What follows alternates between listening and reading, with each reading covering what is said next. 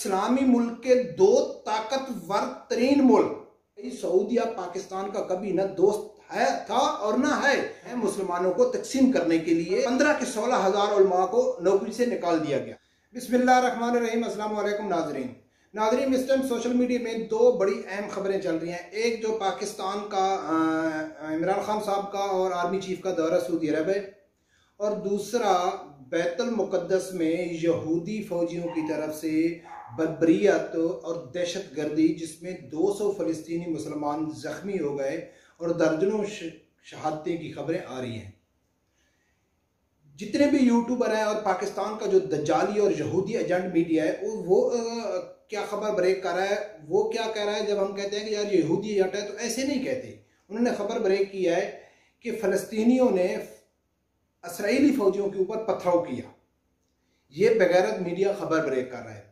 और दूसरा, जितनी भी यूट्यूबर हैं या इलेक्ट्रॉनिक मीडिया इसको अलग अलग पेश कर रहा है। सऊदीया का जो विजिट है वो उसको अलग तरीके से ब्रेक कर रहा है, और जो इसराइल में फ़लस्तीनियों के साथ जुल्म किया है वो अलग कर रहा है। लेकिन इसकी टाइमिंग कोई नहीं देख रहा है कि कितनी ज़रूरी टाइमिंग है। वो इसराइली फ़ौजी किसको पैगाम दे रहे हैं, इसराइली कुव्वत किसको ये इशारा दे रहे हैं, पैगाम दे रहे हैं कि उसी टाइम ये बर्बरियत का निशाना बनाया गया, फ़लस्तीनी मुसलमानों को शहीद किया गया बैतुल मुक़द्दस में, जिस टाइम दुनिया के खासकर इस्लामी मुल्क के दो ताकतवर तरीन मुल्क, एक मुआशी तौर पे ताकतवर और दूसरा दफाई तौर पे ताकतवर सऊदी अरब है, जिसके पास पैसे की कोई कमी नहीं है। मैशत के हिसाब से वो दुनिया का ताकतवर तरीन मुल्क है।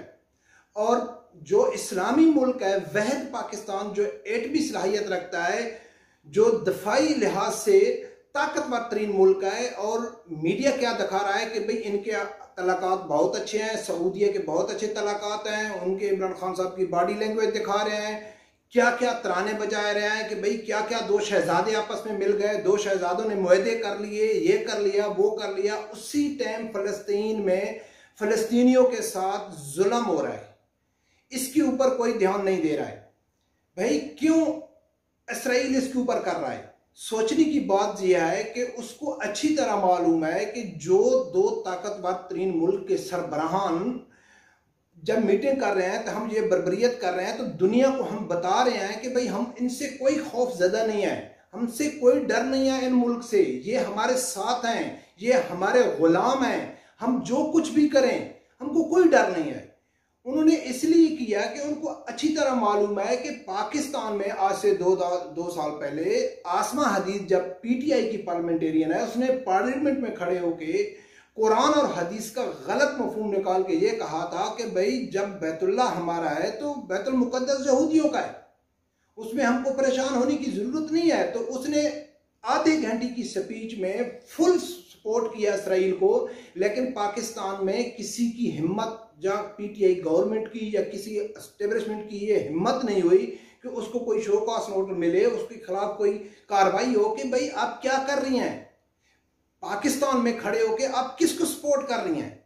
जब पाकिस्तान में इसराइल वीज़ा पॉलिसी मरतब की जाती है, तो जब FIA इसको नोट करता है, FIA इसको पकड़ता है, तो क्या जो वजारत खारजा से क्या बयान आता है कि भाई ये तो बस प्रिंटिंग की गलती है। हालांकि वो डिटेल वीज़ा पॉलिसी थी, प्रिंटिंग की गलती नहीं थी, डिटेल वीज़ा पॉलिसी थी। सिर्फ लिस्ट में नाम इसराइल का गलत नहीं आया था, उसकी डिटेल वीज़ा पॉलिसी दी गई थी। भाई सिर्फ लिस्ट में नाम गलत आ जाता तो फिर हम कहते कि यार ये तो प्रिंटिंग की गलती हो गई है।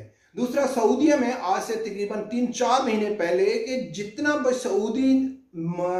जितना भी निज़ाम है, तालीमी निज़ाम है, उसके अंदर जितना भी निसाब में इजराइल के खिलाफ यानी कि जो हम कहते हैं कि नफरत अंगेज जितने भी मवाद था वो सऊदीया ने निकाल लिया और कहा कि आप इजराइल के खिलाफ कोई भी नफरत अंगेज, कोई भी किसी चीज़ की या फ़लस्तीन के हक में हमदर्दी के मुताबिक जितना भी मवाद था वो सऊदीया ने निकाल लिया।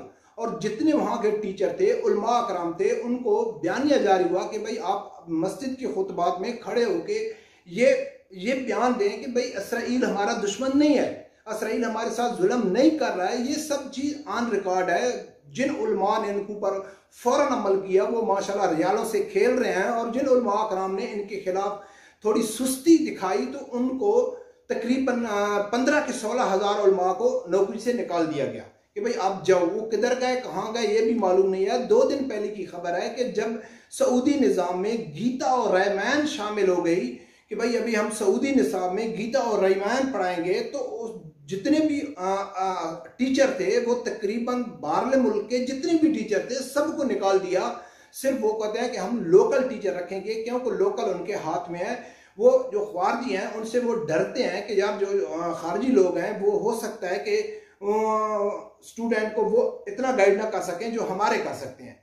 तो ये चीज़ें दोस्तों बहुत सोचने समझने की हैं कि जब उनको मालूम है कि भाई ये 2 ताकतवर तरीन मुल्क हमारे हाथ में है, हमारे हाथ में है, हमको कोई डर नहीं है, इसलिए उन्होंने बैतुल मुक़द्दस में फ़लस्तीनी मुसलमानों को नमाज तरावी के दौरान उनके ऊपर फायरिंग की, दहशतगर्दाना हमला किया, जिसमें सैकड़ों के दर्जनों फ़लस्तीनी शहीद हो गए और 200-250 के लगभग जितने भी फ़लस्तीनी हैं थे वो जख्मी हो गए। तो ये पूरी दुनिया के लिए एक खामोश पैगाम है।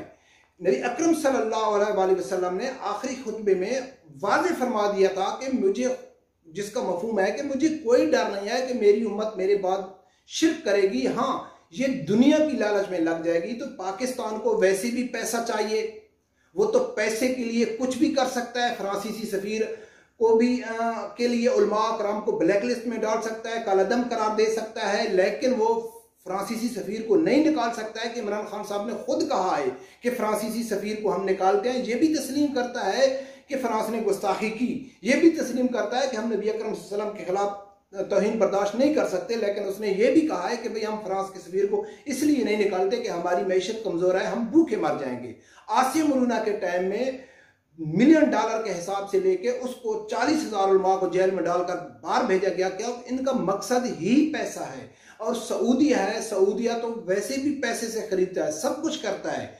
अच्छी तरह मालूम है कि इसी मोहम्मद बिन सलमान जब नया आया था तो इसने डोनाल्ड ट्रंप के सामने खड़े होकर कहा था कि आपके कहने की वजह से हम बड़े पाक व हिंद में लाखों अरबों डॉलर इन्वेस्ट किए हैं मुसलमानों को तकसीम करने के लिए, फिरका फैलाने के लिए। तो ये चीज जब हमारे ताकतवर तरीन इस्लामी मुल्क के जो सरबराह हैं उनका मकसद पैसा होगा, उनका मकसद दौलत होगा, तो फिर इसराइल ये भी करेगा ना जो वो कर रहा है।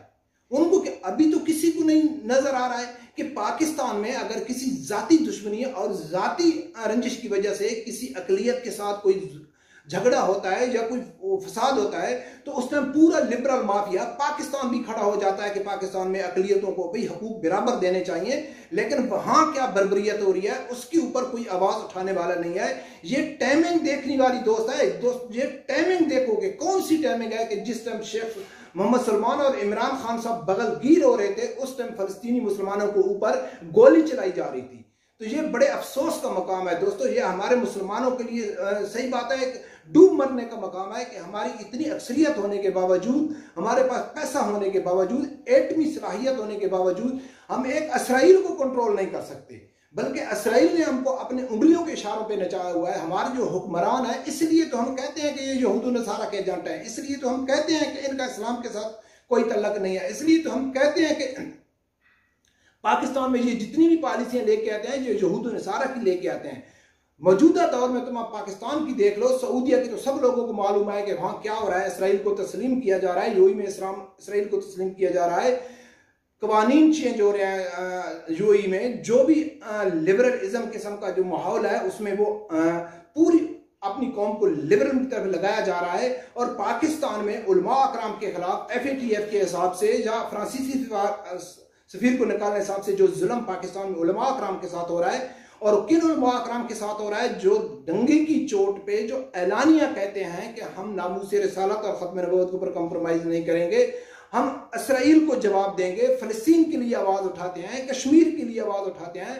और अभी सऊदिया के विजिट दौरे में क्या हो रहा है कि जो कश्मीर के मसले पे इमरान खान ने कंप्रोमाइज किया इंडिया के साथ, और जो वो अमली तौर पे तो कर दिया है कि भाई इंडिया जाने और कश्मीर जाने, लेकिन वो जो सिर्फ डायलॉग के हद तक, जो डिप्लोमेसी के हद तक आवाज उठा रहा है, वो भी उसको सूदिया कह रहा है कि भाई होश के नाखन लो, अब ज्यादा आगे क्यों सीरियस मसला लेते हैं कश्मीर का। बस बात करो, छोड़ो इसको सीरियस मसला, इस्लाम का मसला नहीं लो। ये ऑन रिकॉर्ड है, सऊदीया ने कहा था, इसलिए पाकिस्तान और सऊदीया के हालात थोड़े खराब हो गए थे। अभी फिर सऊदीया को लालच पड़ गई। सऊदीया पाकिस्तान का कभी न दोस्त है था और ना है। वो उस टाइम झुकता है, उस टाइम वो अजाना तौर पर पाकिस्तान को करता है जब उसको जरूरत होती है। क्योंकि जो हमारे खित्ते में दो बुलाक हैं, एक चाइना और अमेरिका, उसके बाद मुस्लिमों में जो है वो है तुर्की और सऊदीया। तो तुर्की चाहता है कि मुकम्मल तौर पर साफ पाकिस्तान हमारा साथ दे, सऊदीया चाहता है कि हमारा साथ दे। तो सऊदीया इसलिए बार बार पाकिस्तान को लालच देने की कोशिश करता है कि भाई तुम मेरे पास आ जाओ। अभी आप लोगों ने देखा है कि जो बोलते हैं कि हम अरबों खरबों वापस लेके आएंगे, लुटेरों को जेल में डालेंगे। आप पिक्चर देख रहे हैं, प्रोग्राम देख रहे हैं कि इमरान खान साहब और मुराद सईद साहब जो ज़कात और फितराने के पैसे वसूल कर रहे हैं, जो हमारे हुक्मरानों का मकसद ही दौलत होगा, तो फिर उम्मत मुसलमान का यही असर होगा जो बैतुल मुक़द्दस में हो रहा है। तो बैतुल मुक़द्दस तो आवाज़ दे रहा है उम्मत मुसलमान को, लेकिन हमारे उम्मत मुसलमान हड्डी के पीछे पड़े हुए हैं, पैसों के पीछे पड़े हुए हैं। इनका अल्लाह के ऊपर भरोसा भी नहीं है। खुदा की कसम है, जिस दिन ये अल्लाह के ऊपर भरोसा करेंगे उस दिन सारे मसले हल होंगे। रब्बे परवरदिगार से ये दुआ है कि या अल्लाह हमारे मुल्क में वो हुक्मरान दो जो हकीकी मैनों में इस्लाम नाफिज करना चाहते हैं, हकीकी मैनों में सच्चे आशिक रसूल हैं, हकीकी मैंने वो जो मुल्क को तरक्की की तरफ लेके जाना चाहते हैं। ऐसे फनकार और ऐसे ड्रामबाज यहूदी एजेंटों से अल्लाह ताला हमारी बहुत जल्द दान छुड़ाए, आमीन। रब्बे परवरदिगार से यही दुआ है कि अल्लाह ताला आप लोगों को हक सच सुनने की और उसके साथ खड़े होने की तौफीक अता फरमाए। अल्लाह हाफिज़।